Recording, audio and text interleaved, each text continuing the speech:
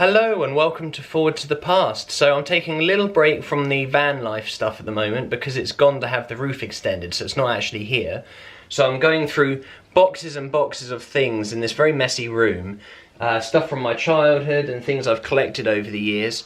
And I also thought I'd take the opportunity to film some bits and pieces. So today I'm going to be filming this rather wonderful Clockwork gramophone. Now before you get too excited, this is actually a replica, but it is exactly the same as an original one. I bought it at a furniture shop many years ago when I was about 15 or 16 years old, and it's fully functioning, and I will show you everything that it does. I'm going to take the brass horn off simply by pulling it out of its hole like this. Looks like I put a bit of blue tack in there. I seem to remember it used to fall out from time to time. So the actual speaker, you'd think the horn is the speaker, but the horn just helps to make the sound feel a lot fuller. The speaker is actually this part here. So a lot like my resonator guitar, this will pick up the vibrations from the grooves of the record with the needle, and it will project them through the speaker here. So if I were to run my finger across it, and it would pick up the little grooves and your fingerprints, you can hear it.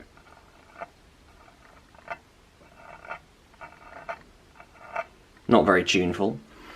Then you've got the deck here for the actual record itself. This is the brake. So the reason that is there is if I were to start winding the clockwork mechanism with the brake off, it will start spinning once it gets up a little bit of tension. There we go. So you don't want it to be spinning when you're trying to get it fully wound up. So you just put the brake on and then you can wind it. So the brake is literally just this little peg which pushes against the inside of the turntable, and when it's released, there we go, and it just pulls it back and stops it. So what we have here is the speed control.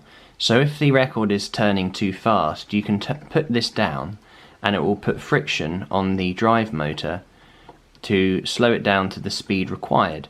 So this is what you call a 78 player. That means the record will spin 78 times per minute. So later on you had 45s and 33s. So a 33 turns a lot slower, that's only 33 revolutions per minute, and those were called LPs, meaning long play.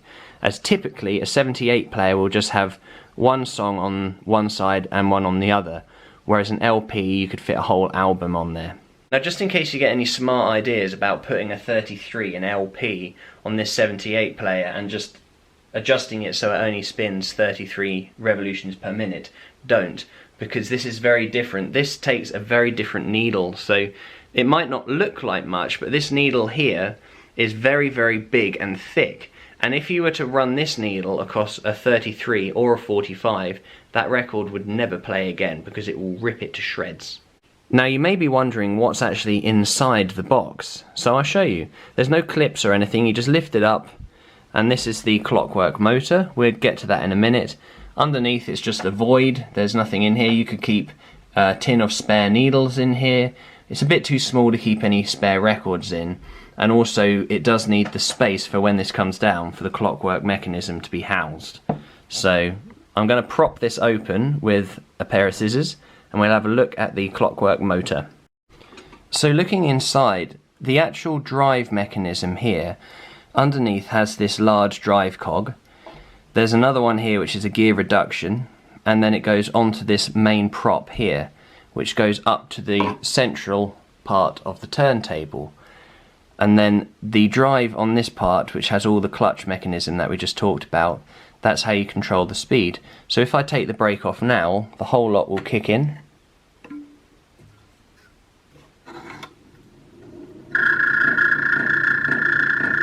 There we go.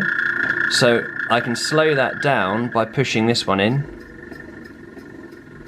It's just slowing it down to the desired speed.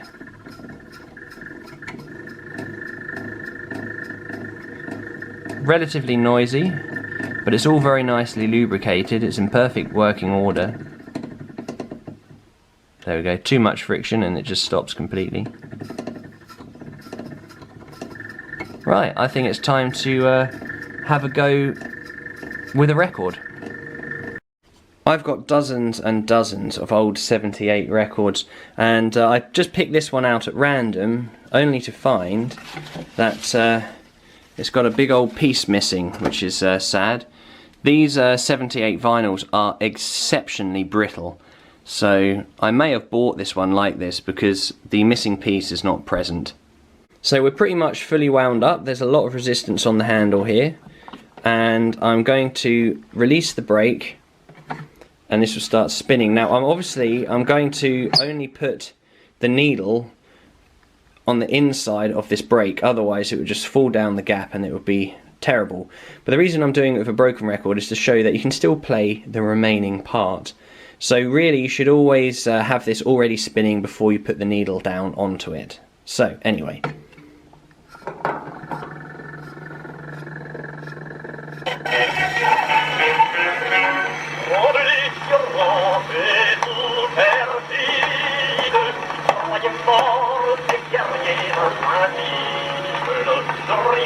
For me, there is some real magic about playing a record like that. Someone that died long time ago, and you're hearing their voice through this device that requires no electricity whatsoever. It's a real connection to the past, and I've always been fascinated by them. Okay, I've pulled out a record that is in remarkably good condition, so this should sound quite a bit better, and it's by a name we can all recognise, Shirley Bassey. So this is a song called Kiss Me, Honey, Honey, Kiss Me. Let's give it a try.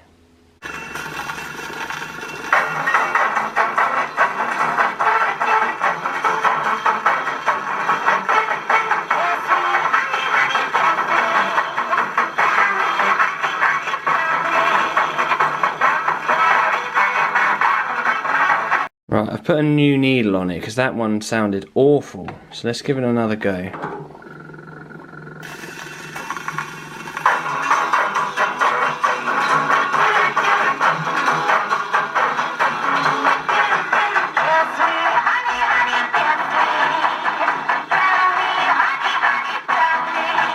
Now I admit that did sound a bit rough. It probably needs some brand new needles, but I don't actually have any. But I thought I'd like to hear that particular tune on something a bit more up to date to see what the difference is. So, Alexa, play.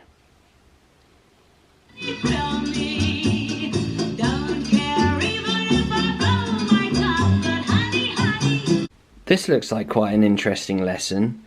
It's, I think it's English lessons for the French.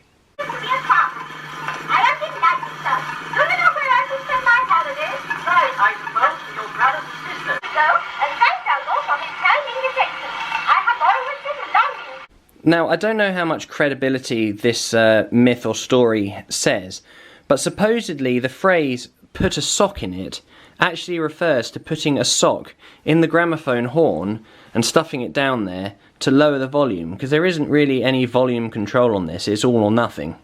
Let's see if it makes any difference.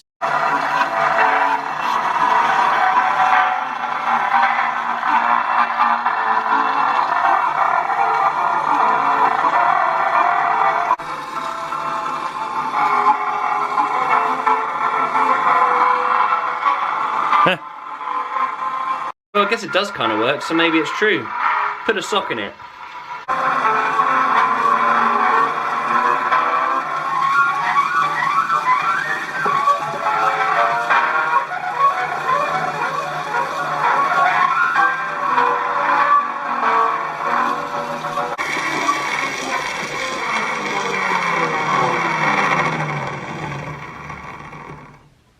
And that's what it sounds like when it runs out.